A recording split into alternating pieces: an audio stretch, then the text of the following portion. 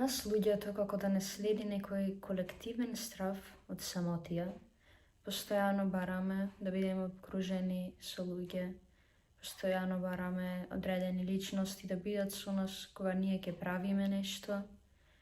Дури и кога нема некој околу нас, ние би се уклучиле некој видео, би побарале некој за да збораме на телефон, се само за да ја избегнеме самотијата, да се избегнеме самите себе си, да бараме некој спас во другите луѓе, но што ако се излезе од таа самотија, што ако ја најдеме сигурноста во себе си, што ако уживаме во тоа какви сме ние.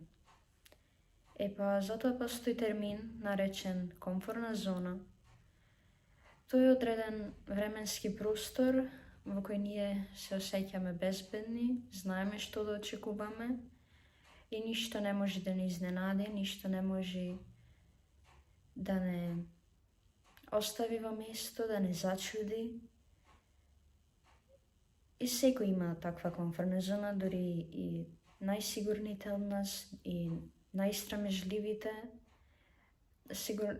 Комфортната зона е нешто што секој го има. И како би било да се излезе од таа комфортна зона? Што подразбира тоа излегување од комфортната зона? Лично јас ќе се ставам за пример. Јас претходно можам да се опишам како личност која многу беше срамежлива, дури претерано, која се плашеше да си го каже своето мислење, ќе закјутеше само за да не биде осудувана, тешко дека ќе одев да правам нешто ново, без да побарам некој со мене да дојде, или да никогаш не се осудував нешто сама да направам. Секогаш ми било страв, демек ако нема некој покрај мене, јас нема да можам да се снајдам. Ама ова последна година јас пробав да правам некои активности што многу ми помогнаа и за самодоверба и општо за искусување на различни искуства. Значи, толку многу работи направив што никогаш не мислев дека ќе ги направам сама.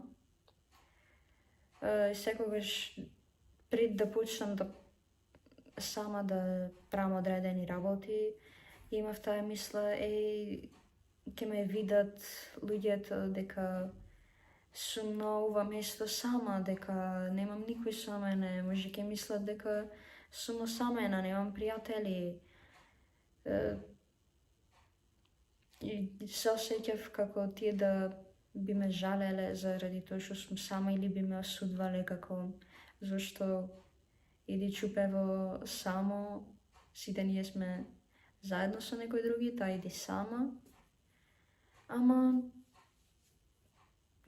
да бидам искрена, кога ќе се навраќам на тие моменти, на тие работи што сум ги правила сама, никогаш не ми текнувало да размислам.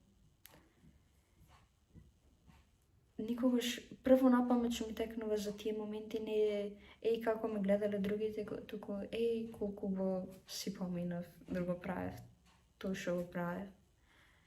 И не секогаш ќе имаме луѓе околу нас кои би застанале до нас, кои би биле со нас, би сакале да дојдат на одредено нешто што нас не интересира. Некои од активностите јас што ги правев ова година, например, идов неколку пати на стадион и гледав Македонија како игра квалификации за светското првенство. И сега, ако јас чекав на некој да дојде со мене, немаше да дојде. Јас не знам некој што така многу се интересира за фудбалот, што би сакал да дојде и да гледа. И ако јас барав такви луѓе за да идат со мене, немаше да одам, немаше да ги искусам тие емоции, немаше да видам како е да се навива за својата репрезентација така во живо. Ама бев и многу го си поминав. Исто почнав сама да одам во кино, во театар. Исто, замислете, бев сама да јадам и во ресторан. И исто учествував на разни работилници како волонтер и беше многу интересно. Запознав многу луѓе, стекнав многу искуства, научив работи што не би ги научила поинаку, освен ако не се предизвикав себе си да излезам од таа зона комфортна, ама сепак излегов. И да бидам искрена, многу ќе ми беше криво ако не се пријавев на тие нешта на кои сум се пријавила, ако не ојдев на тие филмови, ако не ги запознаев тие луѓе. Не велам дека треба скроз се сами да правиме, секој сам за себе да се гледа, никогаш со никој друг да не збора, да не се дружи, да, се тоа е супер, ама многу е убаво кога ќе си дозволиш да го надминиш тој страв од правење работи сам и да одиш да ги правиш нештата што секогаш си сакал да ги правиш. Земајќи го тој ризик, се запознаваш себе, си гледаш како би реагирал во одредени ситуации кога си сам. Повеќе си самоуверен, повеќе нема да ти пречи толку таа тишина на самотијата. Ова самодоверба не само што ќе поможи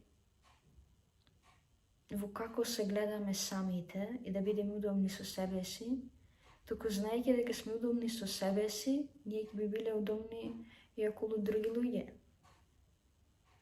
Правите некои работи сами, дури работи што би можеле да ги правите со некој друг, пробајте направете ги сами.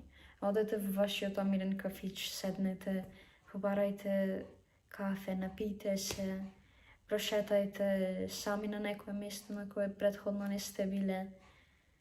Пријавете се на некоја работилница, да, страшно е, не знаете кој ќе биде таму, не знаете како би реагирале тие на вас, дали ќе ве прифатат, дали ќе ви уди нештото за кое сте се пријавиле.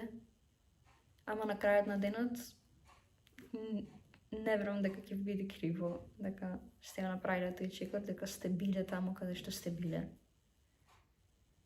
И самото тоа многу убаво влијае на менталното здравје и на некој начин го прави животот поубав, послободен, онаков како што стварно треба да биде. Живејте во животот, правете работи и сами, и заедно со други. И ви посакувам се најдобро. Чао!